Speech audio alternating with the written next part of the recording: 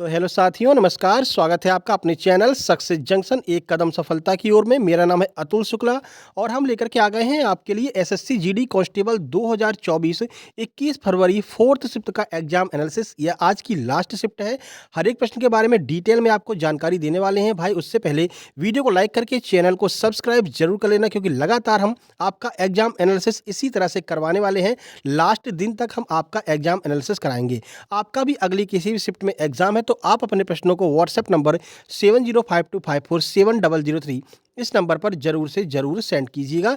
चलिए शुरुआत करते हैं। सबसे पहले जीके जीएस करंट अफेयर के बारे में बात करेंगे, फिर मैथ, फिर रीजनिंग और उसके बाद में हिंदी के बारे में हम आपको बताने वाले हैं। तो चलिए शुरू करते हैं, देखते हैं आज का पहला प्रश्न क्या है। तो पहला प्रश्न है, इंडियन प्रीमियर लीग की शुरुआत कब हुई थी। बहुत ही सिंपल सा प्रश्न पूछा गया है। तो 2008 में इंडियन प्रीमियर लीग, जिसे हम आईपीएल कहते हैं, आईपीएल की शुरुआत 2008 में हुई थी। अब आईपीएल के बारे में संपूर्ण जानकारी आपको हम दे देते हैं, क्योंकि आगे चल के यही प्रश्न डीपली पूछे जाने लगेंगे और काफ़ी सारे प्रश्न रिपीट हुए हैं। कौन कौन से प्रश्न रिपीट हुए हैं वो भी हम आपको आगे बताने वाले हैं। जो लोग लगातार वीडियो देख रहे हैं हमारा, उनको काफ़ी फ़ायदा हो रहा होगा, क्योंकि बहुत सारे प्रश्न लगातार रिपीट हो रहे हैं। देखिए, तो आईपीएल के बारे में आपको संपूर्ण जानकारी दे देते हैं। देखिए, तो भारतीय क्रिकेट के इतिहास में 18 अप्रैल का दिन बेहद खास है।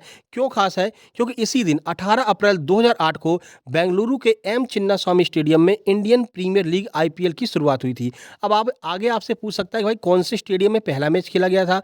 तो एम चिन्नास्वामी स्टेडियम जो बेंगलुरु का है, यहाँ पर पहला मैच खेला गया था। अब सबसे महत्वपूर्ण जो आगे एग्जाम में पूछा जाएगा कि सबसे ज़्यादा रन बनाने वाले खिलाड़ी को क्या दिया जाता है। तो आईपीएल में जो सबसे ज़्यादा रन बनाता है उसे ऑरेंज कैप दी जाती है। सबसे ज़्यादा विकेट लेने वाले खिलाड़ी को क्या देते हैं? तो जो सबसे ज़्यादा विकेट लेता है उसे पर्पल कैप दी जाती है। यह भी आपको याद रखना है, आगे एग्जाम में पूछा जा सकता है। अब अगर हम बात करें पहला आईपीएल जीता कौन था, तो पहला आईपीएल राजस्थान रॉयल्स की टीम जीती थी, जिसके कप्तान शेन वॉर्न थे। ये भी आपको याद रखना है, क्योंकि अभी एमपी में एग्जाम हुआ था एमपी ईएसबी का, उसमें यही पूछा था कि पहला आईपीएल कौन जीता था। तो राजस्थान रॉयल जीती थी और कप्तान शेन वॉर्न थे। चलिए आगे बढ़ते हैं और देखते हैं अगला प्रश्न। अगला प्रश्न है, मौलिक कर्तव्य का वर्णन संविधान के किस अनुच्छेद में किया गया है। तो अनुच्छेद 51 ए में मौलिक कर्तव्यों का वर्णन किया गया है। चलिए इस प्रश्न के बारे में भी आपको कुछ महत्वपूर्ण जानकारी दे देते हैं। देखिए, तो वर्तमान में अनुच्छेद 51 ए के तहत 11 मौलिक कर्तव्य हैं। कितने हैं वर्तमान में? 11 मौलिक कर्तव्य हैं वर्तमान में भारत के संविधान में, जिनमें से 10 जो आपके मौलिक कर्तव्य हैं उनको 42वें संविधान संशोधन के माध्यम से जोड़ा गया था। मतलब शुरुआत में कोई भी मौलिक कर्तव्य नहीं थे, लेकिन 42वें संविधान संशोधन के द्वारा 10 मौलिक कर्तव्यों को जोड़ा गया। वहीं 11वां जो अंतिम मौलिक कर्तव्य है उसको 2002 में 86वें संविधान संशोधन के जरिए संविधान में शामिल किया गया। ये एक एक फैक्ट आपके लिए महत्वपूर्ण है, क्योंकि यहाँ से डायरेक्ट प्रश्न बन करके आपके एग्जाम में आएगा। और मौलिक कर्तव्यों को किस देश से लिया गया है? तो मौलिक कर्तव्यों को सोवियत संघ, जिसे अब रूस कहते हैं, तो रूस से लिया गया है मौलिक कर्तव्यों को। वहीं मौलिक अधिकार की बात करते हैं तो मौलिक अधिकार को अमेरिका के संविधान से लिया गया है। दोनों में कन्फ्यूज आपको बिल्कुल भी नहीं होना है, इसीलिए डिटेल में आपको जानकारी देते हुए चल रहे हैं, क्योंकि यही प्रश्न बार बार रिपीट होकर के आपके एग्जाम में आने वाले हैं। चलिए अगला प्रश्न है, संसद का वर्णन किस अनुच्छेद के अंतर्गत किया गया है। दो प्रश्न आपके पॉलिटी के आए थे। तो अनुच्छेद 79 में संसद का वर्णन किया गया है। ट्रिक तो आपको याद ही होगी, सरला सरला, ठीक है। तो देखिए, संसद, राज्यसभा, लोकसभा, 79, 80, 81 ऐसे आपको याद रखना है। हो सकता है आगे आपसे राज्यसभा या फिर लोकसभा के बारे में पूछ लिया जाए। तो भारतीय संविधान के अनुच्छेद 79 के प्रावधान के अनुसार लोकसभा, राज्यसभा और राष्ट्रपति से मिलकर के संसद का निर्माण होता है। ये तीनों होते हैं, लोकसभा भी, राज्यसभा भी और राष्ट्रपति, ये तीनों मिलकर के संसद का निर्माण करते हैं। चलिए देखिए, लोकसभा की अगर हम बात करें तो लोकसभा वयस्क मताधिकार के आधार पर प्रत्यक्ष चुनाव द्वारा चुने गए लोगों के प्रतिनिधियों से बनती है। तो लोकसभा सदस्यों का चुनाव प्रत्यक्ष रूप से होता है, यह आपको जरूर याद रखना है। वहीं संविधान के द्वारा परिकल्पित सदन की अधिकतम संख्या 552 है। लोकसभा में अधिकतम संख्या कितनी है? 552 सीटें हैं लोकसभा में, ठीक है। और भाई राज्यसभा की बात करते हैं तो राज्यसभा का वर्णन अनुच्छेद 80 में किया गया, यह भी आपको याद रखना है। और लोकसभा का वर्णन अनुच्छेद 81 में किया गया है। ये एक एक पॉइंट आपके लिए अति महत्वपूर्ण है। चलिए, वीडियो को लाइक नहीं किया भाई तो लाइक जरूर कर देना, क्योंकि आप भूल जाते हैं। लाइक करके चैनल को सब्सक्राइब भी जरूर कर लेना। अगला प्रश्न है, 8वीं पंचवर्षीय योजना कब से कब तक चली थी। तो 1992 से 1997 तक 8वीं पंचवर्षीय योजना चली थी। अब सुबह भी आपसे पूछा गया था कि चौथी पंचवर्षीय योजना के दौरान प्रधानमंत्री कौन थे। तो चलिए 8वीं पंचवर्षीय योजना के बारे में आपको पूरी जानकारी दे देते हैं, जिससे अगर आगे यहाँ से प्रश्न बने तो आप आसानी से सॉल्व कर सकें। देखिए 8वीं पंचवर्षीय योजना 1992 से 97 के बीच में यह चली थी। 8वीं पंचवर्षीय योजना का मूल उद्देश्य क्या था? तो विभिन्न पहलुओं में मानव विकास, यह 8वीं पंचवर्षीय योजना का मूल उद्देश्य था। प्रधानमंत्री कौन था? तो प्रधानमंत्री पीवी नरसिम्हा राव के तहत अर्थव्यवस्था की समस्या से निपटने के लिए भारत में एलपीजी जो पॉलिसी है वो 8वीं पंचवर्षीय योजना के दौरान ही आई थी। और वहाँ पर प्रधानमंत्री कौन थे? तो पीवी नरसिम्हा राव जो है उस समय प्रधानमंत्री थे। ठीक है, तो वैश्वीकरण, निजीकरण और ग्लोबलाइजेशन, ये एलपीजी की जो शुरुआत है ये भी आपकी 8वीं पंचवर्षीय योजना के दौरान की गई थी। यह आपको याद रखना है, आगे आपके एग्जाम में पूछा जा सकता है। अगला प्रश्न है, सर्वाधिक साक्षरता दर वाला केंद्र शासित प्रदेश कौन सा है? भाई आज आपकी 3rd शिफ्ट में इस प्रश्न को हमने कराया था और देखिए 4th शिफ्ट में भी यह प्रश्न रिपीट हो गया है। जैसे आज सुबह से भरतनाट्यम लगातार 3 शिफ्ट में रिपीट हुआ है और चौथी में छोड़ करके बाकी आज सुबह से बार बार रिपीट हो रहा है। ठीक है, तो लक्षद्वीप जो है वो सर्वाधिक साक्षरता वाला केंद्र शासित प्रदेश हो जाएगा। देखिए, तो 2011 की जनगणना के अनुसार, 1 मिनट, 2011 की जनगणना के अनुसार 92.28% साक्षरता दर वाला लक्षद्वीप भारत में सबसे अधिक साक्षरता दर वाला केंद्र शासित प्रदेश है। कितनी साक्षरता दर है? 92.28%।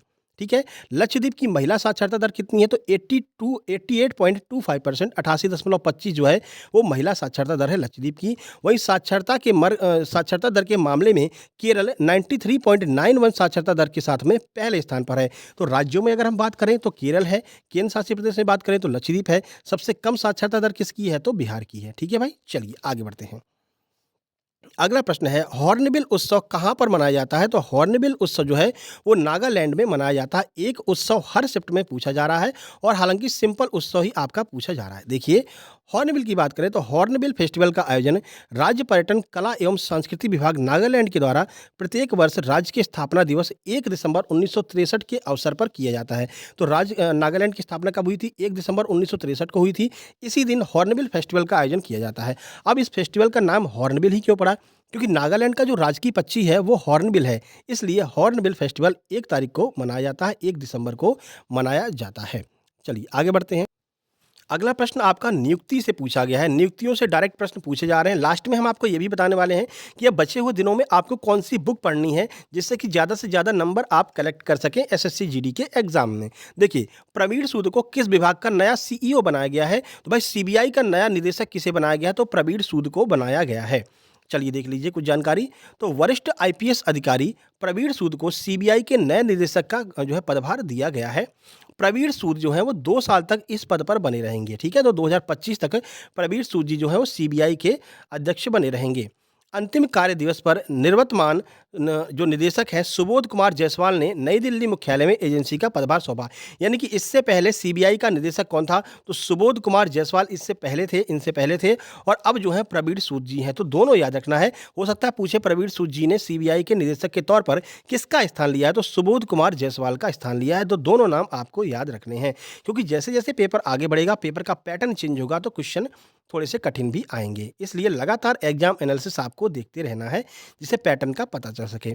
अगला प्रश्न स्पोर्ट्स से एक और प्रश्न पूछा गया, भारत पहला क्रिकेट वर्ल्ड कप कब जीता था? तो 1983 में भारत पहला क्रिकेट वर्ल्ड कप जीता था। चलिए कुछ जानकारी आपको दे देते हैं। 2 बार भारत क्रिकेट वर्ल्ड कप जीता है, दोनों के बारे में आपको बता देते हैं। भारतीय टीम को पहली जीत साल 1983 मिली थी, जहां भारत ने फाइनल में वेस्ट इंडीज को हराया था। आगे प्रश्न बनेगा कि किस टीम को हराया था? तो वेस्ट इंडीज को 1983 में भारत ने हराया था। भारत को दूसरा वनडे विश्व कप जीतने में करीब 3 दशक का समय लगा और साल 2011 क्रिकेट विश्व कप का फाइनल में श्रीलंका को हरा करके भारत ने दूसरी बार वर्ल्ड कप जीत लिया था। तो पहली बार वेस्ट इंडीज को हराया, दूसरी बार श्रीलंका को हराया। पहली बार कप्तान कौन था? तो कपिल देव जो है वो पहली बार कप्तान थे। वहीं दूसरी बार कप्तान कौन थे? तो महेंद्र सिंह धोनी जो है वो दूसरी बार भारतीय टीम के कप्तान थे जब भारत ने क्रिकेट वनडे वर्ल्ड कप जीता था। चलिए आगे बढ़ते हैं। अगला प्रश्न है, मटकी नृत्य किस ताल पर किया जाता है? तो भाई मटकी नृत्य जो है वो मटकी ताल पर ही किया जाता है। ऑप्शन में मटकी ताल दिया था, लेकिन लोगों ने नहीं लगाया। सोचा भाई मटकी नृत्य का ही नाम है तो ताल का नाम कैसे हो जाएगा, तो कुछ और लगा करके आ गए, लेकिन मटकी ताल पर ही मटकी नृत्य किया जाता है। अब ये कहाँ का लोक नृत्य है, आइए देख लेते हैं। तो मटकी ताल के कारण ही इसे मटकी नृत्य कहा जाता है। पारंपरिक वेशभूषा में महिलाओं द्वारा किए जाने वाले इस नृत्य में स्त्रियां अपने सिर पर मटकियां रख करके संतुलन बना करके नृत्य करती हैं। यानी कि अपने सिर पर मटकी रख करके यह जो है स्त्रियों के द्वारा यह नृत्य किया जाता है। कहाँ का नृत्य है? तो ये मध्य प्रदेश का प्रसिद्ध लोक नृत्य है। चलिए आगे बढ़ते हैं। बंगाल विभाजन के विरुद्ध कौन सा आंदोलन चलाया गया था? तो बंग भंग आंदोलन जो है वो बंगाल विभाजन के विरुद्ध चलाया गया था। कब चलाया गया था? चलिए देख लेते हैं। तो बंगाल विभाजन के विरोध में 1905 में संपूर्ण देश में बंग भंग आंदोलन शुरू हो गया। इस विभाजन के कारण उत्पन्न उच्च स्तरीय राजनीतिक असंति के कारण 1911 में दोनों तरफ की भारतीय जनता के दबाव की वजह से बंगाल को पूर्वी एवं पश्चिमी भाग को दोनों को एक साथ कर दिया गया। 1911 में बंगाल को जो विभाजित हो चुका था उसको एकीकरण कर दिया गया था। तो यह भी आपको याद रखना है। और इस दिन भारतीयों के द्वारा रक्षाबंधन त्यौहार मनाया गया था। ये प्रश्न पूछा गया है कि बंगाल विभाजन के विरुद्ध भारत ने कौन सा, मतलब भारतीयों के द्वारा कौन सा त्यौहार मनाया गया था? तो रक्षाबंधन का त्यौहार मनाया गया था। चलिए अब बात करते हैं मैथ में। तो मैथ में एक प्रश्न आया था भाई, अर्धगोले का टीएसए पूछा था, टोटल सरफेस एरिया पूछा था, और जो व्यास है वो, विकास नहीं है भैया, गलती से हो गया विकास, व्यास जो है वो 7 सेंटीमीटर दिया गया था। चलिए वहीं बात करते हैं प्रॉफिट लॉस से। आपके 2 प्रश्न पूछे गए हैं, सिंप्लीफिकेशन के 4 प्रश्न पूछे गए हैं, 2 प्रश्न आपके बॉड मास के आ रहे हैं, सुबह से बता रहे हैं, कोई खास पैटर्न चेंज नहीं हुआ है। सीआईएसआई से 2 प्रश्न पूछे गए हैं, एलसीएम एचसीएफ का 1 प्रश्न, 1 प्रश्न डेसिमल से, एवरेज से 2 प्रश्न, टाइम एंड वर्क से 2 प्रश्न पूछे जा रहे हैं, लेकिन टाइम एंड वर्क से जो प्रश्न है वो थोड़े से अच्छे लेवल के पूछे जा रहे हैं। उसके बाद में पाइप और टंकी से 1 प्रश्न, ट्रेन से 1 प्रश्न, और 2 प्रश्न आपके परसेंटेज से पूछे गए हैं, प्रतिशतता से। 1 प्रश्न आपका एज यानी आयु से पूछा गया है। चलिए रीजनिंग में चलते हैं। तो रीजनिंग में डाइस का 1 प्रश्न पूछा है, कोडिंग डिकोडिंग के 4 प्रश्न पूछे गए हैं, सीरीज के 2 प्रश्न हैं, गणितीय संक्रिया यानी कि प्लस माइनस चेंजमेंट जो होता है उसके 2 प्रश्न हैं, सिटिंग अरेंजमेंट के 2 प्रश्न पूछे गए हैं, जिसमें गोलाकार सिटिंग अरेंजमेंट में बिठाया गया था। एक जो सर्कल था उसमें 7 लोगों को बिठाया था, और दूसरे प्रश्न में 5 लोगों को गोलाकार सर्कल में बिठाया, मतलब सर्कल में बिठाया गया था, 5 लोगों को और 7 लोगों को, और वहाँ से प्रश्न बनाया गया था। ब्लड रिलेशन के 2 प्रश्न हैं, कथन निष्कर्ष के 2 प्रश्न पूछे गए हैं, वेन डायग्राम का 1 प्रश्न है, एम्बेडेड फिगर जिसे हम छिपी आकृति कहते हैं उसका भी 1 प्रश्न पूछा है, पेपर कटिंग पेपर फोल्डिंग से 2 प्रश्न पूछे हैं, और लेटर कोडिंग जो होती है यहाँ से भी 1 प्रश्न आपका पूछा गया है। बाकी 1 प्रश्न आपका डायरेक्शन से पूछा गया है। चलिए अब चलते हैं सीधे हिंदी की ओर। तो देखिए, तो हिंदी के पैटर्न में भी कोई खास परिवर्तन नहीं है, वही पर्यायवाची के 2 से 3 प्रश्न पूछे जा रहे हैं, विलोम शब्द आपके 2 पूछे जा रहे हैं, पैराग्राफ जो आपका गद्यांश होता है 5 प्रश्न सीधे उठ करके गद्यांश से आ रहे हैं और सिंपल लेवल का गद्यांश है। तत्सम तद्भव से 2 प्रश्न पूछे जा रहे हैं, मुहावरे के 3 प्रश्न, अनेक शब्दों के लिए 1 शब्द से 2 प्रश्न पूछे जा रहे हैं, वाक्य शुद्धि का 2 प्रश्न, 1 प्रश्न आपका लोकोक्ति से, वर्तनी शुद्धि से भी आपके 2 प्रश्न पूछे जा रहे हैं। ठीक है, अब देखिए, अगर आप चाहते हैं कि भाई हमें एक, मतलब एक तरह से एक तैयारी करनी है कि कम समय में पूरी तैयारी करनी है, तो एक टॉपिक पकड़ लीजिए। देखिए, स्पीडी की जो नियुक्तियाँ हैं, स्पीडी बुक अगर सबके पास में होती है भैया होगी, ठीक है। स्पीडी की जो नियुक्तियाँ हैं वो पूरी नियुक्ति आप पढ़ करके जाइए, ठीक है। बाकी लूसेंट से जो है स्टैटिक जीके का पीछे वाला जो पोर्शन है स्टैटिक जीके का, वो आपको पढ़ करके जाना है, क्योंकि वहीं से लगभग लगभग सारे प्रश्न आ रहे हैं। करंट अफेयर की बात करें तो 2022 और 2023 के स्पोर्ट्स के करंट अफेयर के प्रश्न आ रहे हैं, और बाकी लॉजिकल प्रश्न आ रहे हैं भाई। ठीक है, सबको ही पता है क्रिकेट वर्ल्ड कप कब जीते थे, कौन जीता था, तो ये सारी चीज़ें आपकी लगातार पूछी जा रही हैं। अब भाई वीडियो पसंद आ गई तो वीडियो को लाइक कर देना, चैनल को सब्सक्राइब कर लेना, जिससे कि लगातार आपके पास में एग्जाम एनालिसिस इसी तरह से पहुंचते रहे। लाइक जरूर कीजिएगा और शेयर कर दीजिएगा अपने दोस्तों के पास में।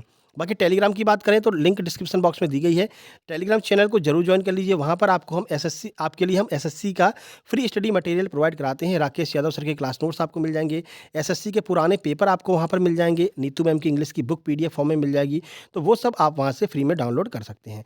चलिए बाकी मिलते हैं कल सुबह फर्स्ट शिफ्ट के एग्जाम एनालिसिस में। तब तक के लिए नमस्कार, धन्यवाद।